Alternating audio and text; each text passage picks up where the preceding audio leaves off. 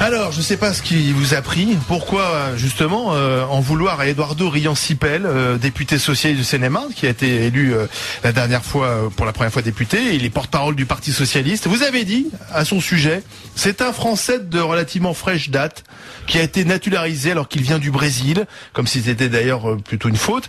Et puis finalement, non, vous ça dites, c'est vous qui rajoutez. Il me fait penser à ces gens que vous invitez chez vous et qui, une fois qu'ils ont pris pied, veulent faire venir un petit peu tout le monde.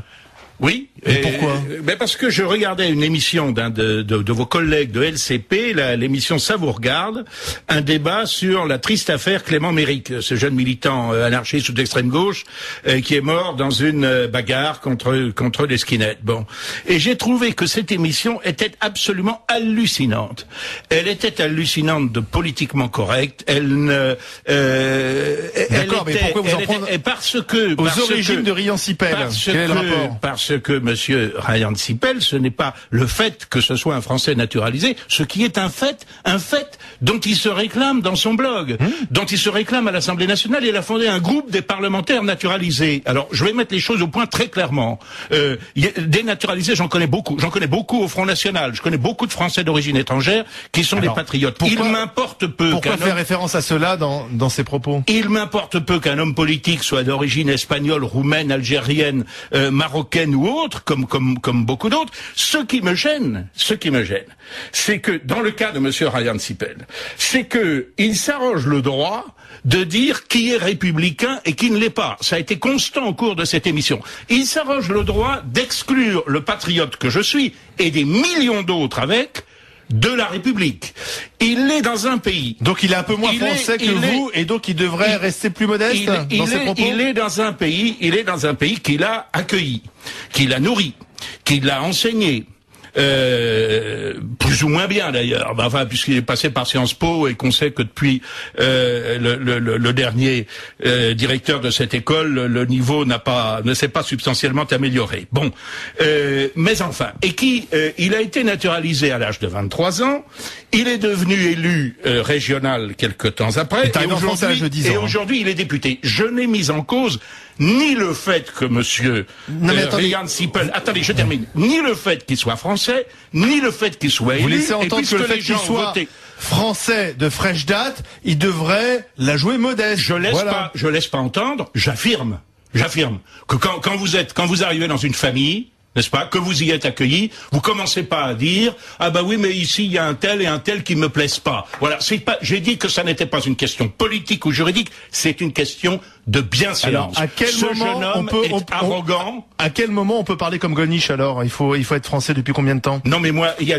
une grosse différence, c'est que Gollnisch par exemple, qui critique, qui combat le socialisme, moi je ne dis pas que les socialistes ne sont pas républicains, je ne les exclus pas du champ politique, je les considère comme mes compatriotes, des compatriotes égarés, et puis oui, mais vous faites une distinction entre ceux qui sont français depuis très longtemps et ceux qui sont français depuis très peu de temps. Je dis simplement que quand on arrive dans une famille depuis peu, on ne crache pas dans la soupe, voilà. Et alors en plus, ce qu'il y avait de dérisoire chez Riancipel, c'est il voit, n'est-ce pas, des fascistes et des racistes partout. Moi, j'invite Monsieur Riancipel, tenez, en face du siège du Front National, il y a un restaurant portugais qui s'appelle Chez Tonton. Vamos falar português.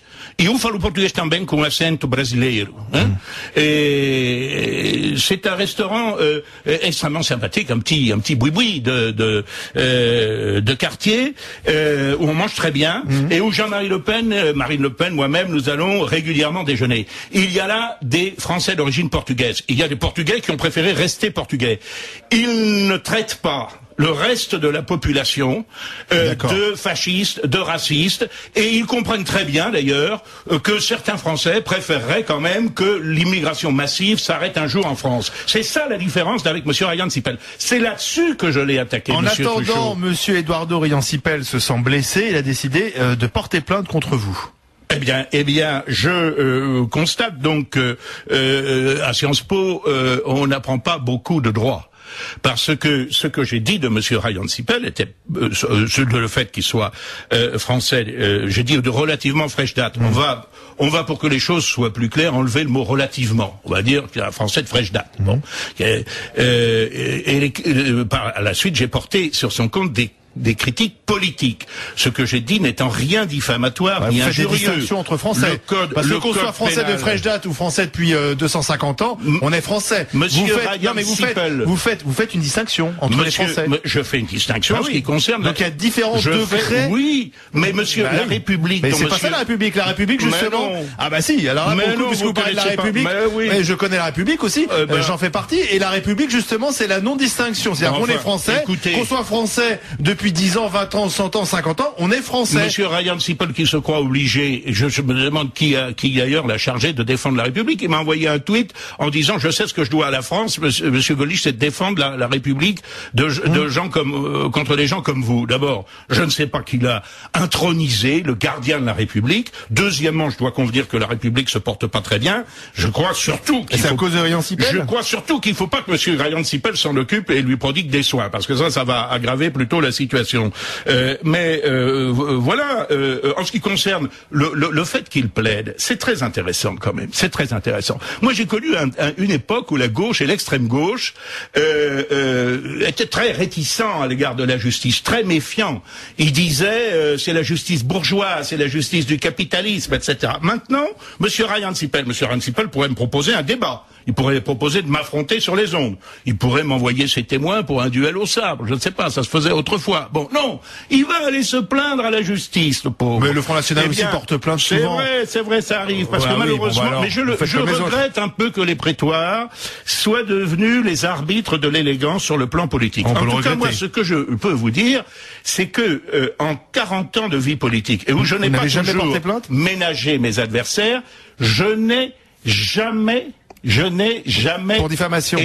Je n'ai jamais été attaqué. Non, j'ai jamais porté. Vous-même, vous n'avez jamais porté plainte pour diffamation. Je n'ai pas le souvenir, en tout cas. D'accord. Si, une fois, contre votre confrère Olivier Duhamel, et j'ai gagné. Voyez. Oui, et j'ai gagné. Vous-même aussi, vous pouvez porter plainte. Oui, mais parce qu'il avait été un peu inélégant. Voilà. C'est ce que estime aussi Ryan Sipel. C'est vrai. Sans doute. Mais seulement, il y a une grosse différence. C'est que dans mon cas, j'étais effectivement diffamé. Monsieur Truchot, vous êtes journaliste. Vous connaissez le droit de la presse. Oui, vous savez, nous aussi, on est surveillés de près, on est souvent mis en examen aussi. Alors, dites-moi ce que c'est que la diffamation en droit. La diffamation, j'aimerais bien que vous me le disiez parce que parfois même j'étais un peu victime de ce genre de choses. Je vais vous expliquer. Il y a deux choses qui sont interdites. Monsieur Ryan Sipel ne le sait pas. Nous sommes en France, dans un pays de liberté d'expression. J'ai le droit de le critiquer. Il a le droit de me répondre sur le même ton. Lorsque vous en prenez aux origines, c'est plus. Je ne m'en prends pas. Est-ce que c'est la liberté d'expression? Je m'en prends à son arrogance. Par exemple, je vais vous prendre un autre exemple. Alors, attendez, parce qu'on voudrait qu'on laisse. Restons sur le procès. Restons sur le procès et terminons là. Je vais prendre un autre exemple. Il y a deux choses qui sont interdites, c'est l'injure. Terme d'invective ou de mépris qui ne renferme l'imputation d'aucun fait. C'est la définition de la presse. Je n'ai pas injurié Ryan Sipel, j'ai énoncé un fait qui figure dans toutes ses biographies. Deuxièmement, c'est la diffamation, c'est-à-dire que j'aurais porté un jugement contraire à son honneur ou à sa probité. Ce n'est évidemment pas le cas. Alors je conseille à monsieur Ryan Sipel aimablement de bien regarder le code pénal et en particulier les articles 91 du code de procédure et 226-10 du code pénal, qui répriment respectivement le premier, la poursuite abusive, et le deuxième, la dénonciation calomnieuse. Parce que si je suis obligé de me déplacer dans les prétoires, à cause de monsieur Ryan Sipel, on sera deux. Et ça pourrait lui coûter cher. Voilà. Alors, je prends un autre exemple. Le ministre de l'Intérieur, Manuel Valls, il est, si j'en crois vos critères, aussi un Français de fraîche date, puisqu'il il a été naturalisé lorsqu'il était, je crois, adulte d'ailleurs. Voilà. Il a choisi de devenir français. Alors, il n'a pas le droit de parler de la République, lui aussi, il n'a pas le droit, en tant que ministre de l'Intérieur, d'incarner la République? Il est un élu de la République, il est un ministre de la République. Il n'a pas le droit, me semble-t-il, d'exclure de la République les gens dont les opinions ne lui conviennent pas. Est-ce que vous pourriez lui reprocher d'être un Français de fraîche date, alors, à Manuel Valls? S'il le faisait, certainement. En tout cas, je lui reproche d'être un mauvais ministre de l'Intérieur en dépit de ses rodomontades permanentes. Mais ça n'a rien à voir avec ses origines. La sécurité, ça n'a rien à voir avec ses origines. Donc on est d'accord. Encore une fois, moi, je côtoie au Front National des patriotes qui sont des Français de fraîche date. J'ai moi-même. Quand vous n'êtes pas d'accord avec eux, vous ne renvoyez pas leurs origines à la figure. J'ai moi-même épousé une étrangère qui est naturalisée. Mais tous ces gens-là ne donnent pas. Vous ne renvoyez pas ses origines lorsque vous vous disputez avec votre femme. La différence, monsieur Truchot, non.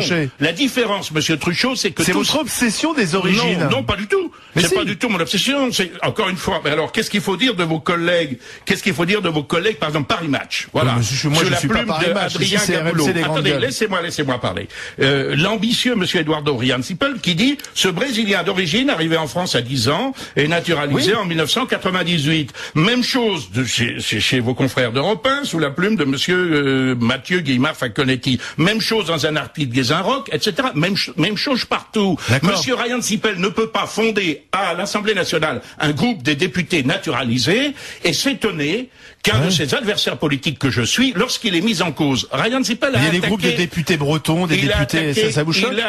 Il a attaqué 10 fois le Front National. Il a essayé de l'assimiler à cette malheureuse affaire Méric. Bruno Gollnisch. Il voit des fascistes et des racistes partout. D'accord. Alors Bruno Gollnisch, on verra ce que la justice décide puisqu'il porte plainte. Mais je lui dis assez d'arrogance. Voilà. Et les Français en ont marre, monsieur Truchot. Ils en ont marre de voir ces petits messieurs dont la politique échoue dans tous les domaines et qui ne cessent de leur donner des leçons. C'est insupportable. Voilà. D'accord. Un Français sur 4 est d'origine étrangère. Oui. Vous avez un problème avec ça?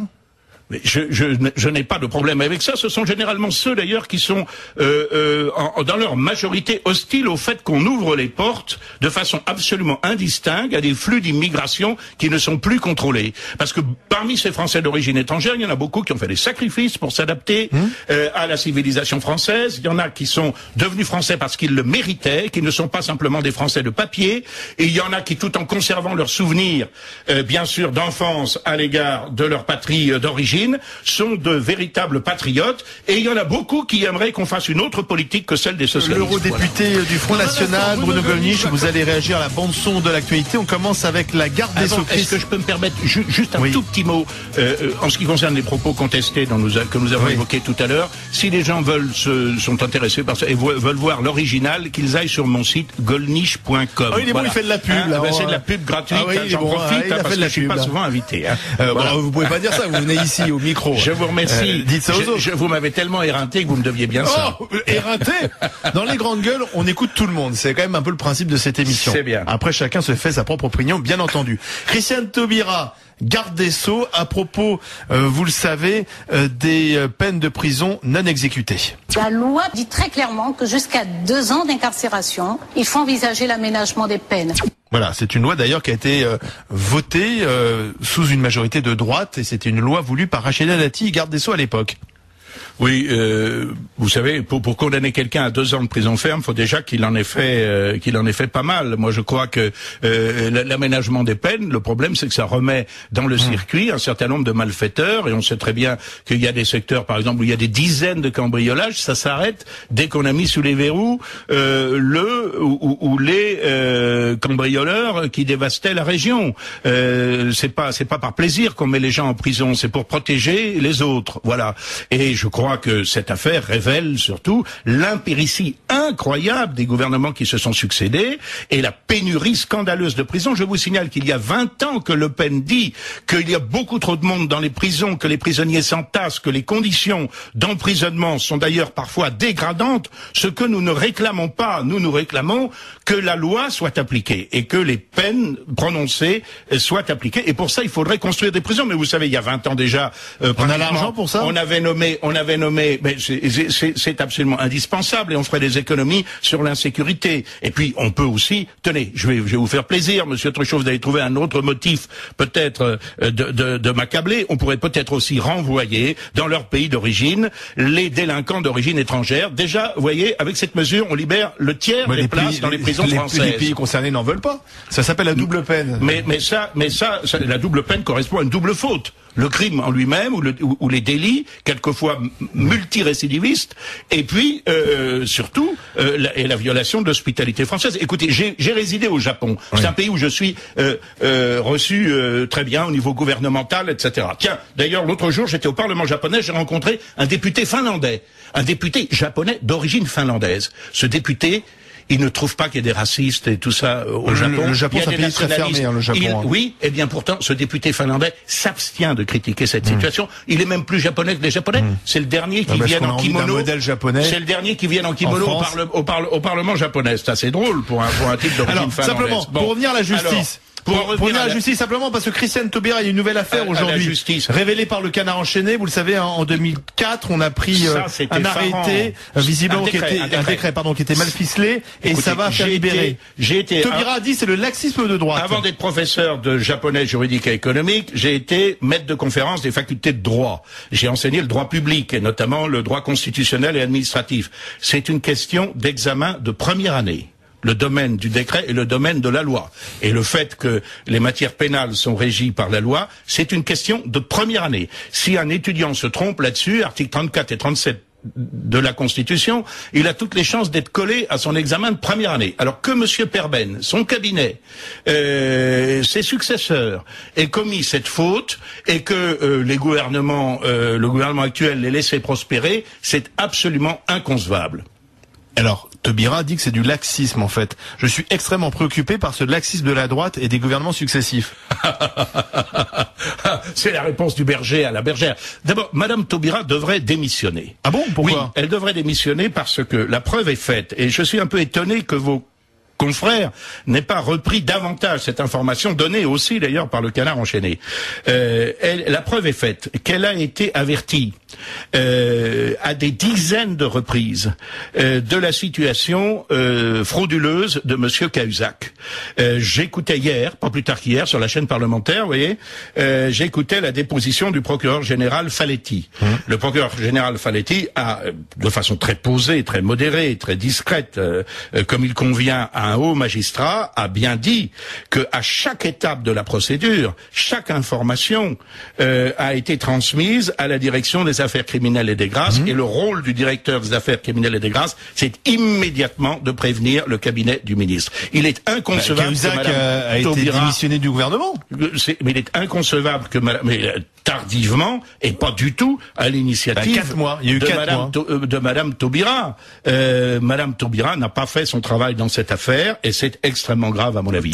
Alors, autre déclaration, François Hollande qui ne prend pas de vacances, il est sur le terrain, il était hier en Vendée pour parler chômage et emploi et justement, il a rencontré une chômeuse. Qu'est-ce que vous pensez faire pour des gens comme moi? Je ne suis pas toute seule dans ce cas-là et on sera de plus en plus à revenir vivre chez nos parents. Mais si on est là, c'est bien pour que, même pour les personnes qui sont chômeuses de longue durée comme vous, nous puissions trouver des solutions. Voilà, François Hollande confronté à la réalité. Oui, ce sont les intentions qui sont très gentilles. Mais la réalité, c'est effectivement la désindustrialisation de la France. Pourquoi? Parce qu'aussi bien à l'UMP qu'au PS, on a, dans le cadre européen et mondial et mondialiste, on a constamment abaissé les frontières économiques au nom du dogme de la libre circulation des personnes, des marchandises et des capitaux.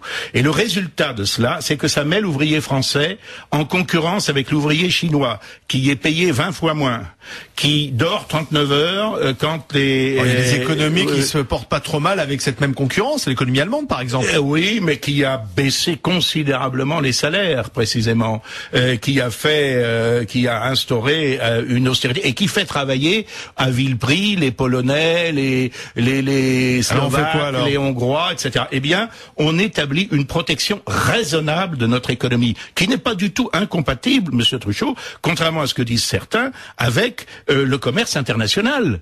Au début de ce siècle, déjà, les États européens échangeaient pratiquement le quart de leur produit national. Et pourtant, il n'y avait pas l'Union européenne, il n'y avait pas les traités qui existent aujourd'hui. Si l'on ne fait pas cela... On va se protéger, très bien, mais les autres font sans nous. Hein. La France n'est pas indispensable à la bonne marche du monde sur l'économie. Non, mais très bien, on va se protéger, mais on va s'isoler des autres. Non, mais c'est ce qui était prévu au départ. Il était prévu au départ que... certes, nous nous ouvrions, mais nous nous ouvrions à des pays comme l'Italie, la Belgique, les Pays-Bas, le Luxembourg, etc., qui étaient à peu près de même niveau de social, de même niveau de revenus, de même niveau industriel que nous. C'était une concurrence parfois très difficile pour nous. C'était une concurrence difficile, mais c'était surmontable. Et l'avantage, c'était qu'il y avait un grand marché. Mais à partir de ce moment où ce marché a abaissé toutes ses protections, eh bien naturellement, donc il n'y a rien à changer en France. C'est toujours la faute des autres, en fait, j'ai l'impression. Il y a changé en France. C'est la faute des étrangers qui arrivent, c'est la faute des méchants chinois qui sont moins chers. C'est jamais le problème peut-être de la France qui a du mal à s'adapter aussi au monde qui bouge. Mais bien sûr. Mais la France doit supprimer les contraintes bureaucratiques, le poids écrasant de la fiscalité, des charges, etc., qui sont autant d'obstacles à l'initiative. Nous avons un problème. Mais quand j'entends le Front National maintenant, c'est pas ça que j'entends. Le discours du Front National, c'est de dire il faut l'État partout. Non. D'ailleurs, il a bien changé parce que quand c'était Jean-Marie Le Pen, c'était plutôt libéral. Il fallait moins d'impôts, moins d'État. Maintenant, avec Marine Le Pen, c'est l'État partout. Mais ça dépend quel État. Mais vous en pensez quoi, vous? Je vais vous dire.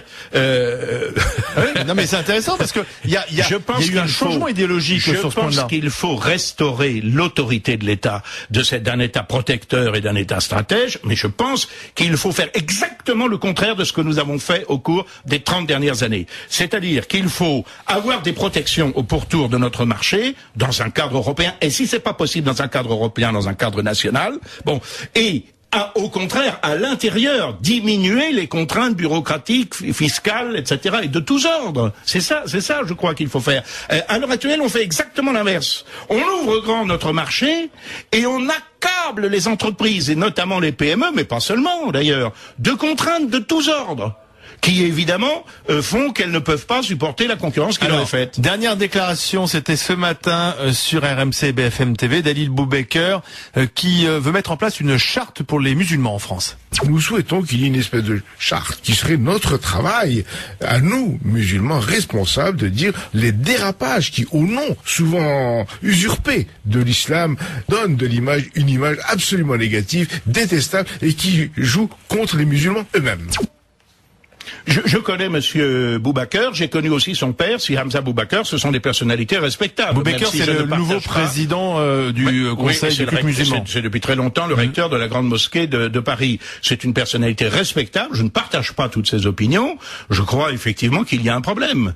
Quel est le problème? Il y a un problème avec l'affirmation du fait islamique en France d'une façon qui est parfois extraordinairement agressive et revendicative d'un mode de vie. Quoi, par exemple? Qui n'est pas le mode de vie des Français. Quoi, par exemple? Tout ça a été parfaitement connu. Par exemple, le voile intégral. Par exemple, on en voit de plus en plus. Par exemple. En plus, ce sont des nouveaux convertis. Vous avez vu, la Trappe, c'était une Française nouvellement convertie, et ça faisait 2 ans. Parfaitement. Oui, absolument. Je pense que l'extrémisme prospère dans le vide spirituel qui est celui de notre société, bien sûr. Et je connais un cas très précis d'ailleurs d'un jeune Français d'origine, si l'on peut dire, Richard Robert, qui s'est laissé entraîner précisément au terrorisme islamique après avoir été converti. Boubaker, il dit que c'est des problèmes d'ailleurs souvent personnels et même psychologiques.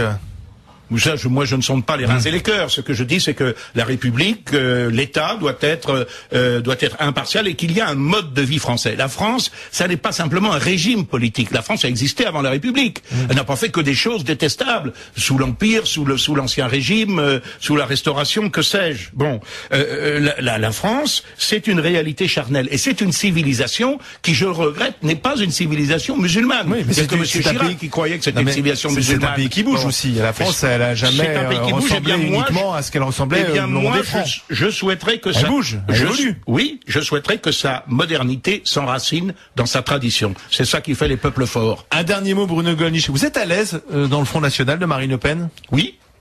Oui, moi j'ai l'impression que vous êtes plutôt la tendance historique, un peu dure, alors que Marine Le Pen c'est plus light. Ça c'est l'habit que mais c'est vrai, vous écoutez. Ça c'est l'habit que vos confrères, etc. Je vous écoute depuis un quart d'heure maintenant. C'est le ressenti que j'ai. Voilà, le vieux con réac, facho, etc. Non, j'ai pas dit ça. J'ai pas dit ça. Non, vous l'avez la pas tendance dit, un peu historique, un peu plus dure. Non, il y a rien de. Écoutez, un peu moins politiquement correct. Quand je suis arrivé au Front National, on disait de moi que j'étais le moderne et que Stirbois était et ses amis avec lesquels pourtant je m'entendais parfaitement bien étaient les archéos. Ben non, on finit tous par devenir des anciens, vous savez. Bon, c'est sûr. Non, donc vous êtes à l'aise. Je suis à l'aise. Je pense encore une fois que vous étiez en concurrence avec Marine Le Pen. J'étais en concurrence avec Marine Le Pen. Donc je pensais que j'avais un certain nombre de qualités qui pouvaient justifier ma candidature à la présidence du Front National. Il se trouve que Marine Le Pen l'a emporté. Elle a beaucoup de talent.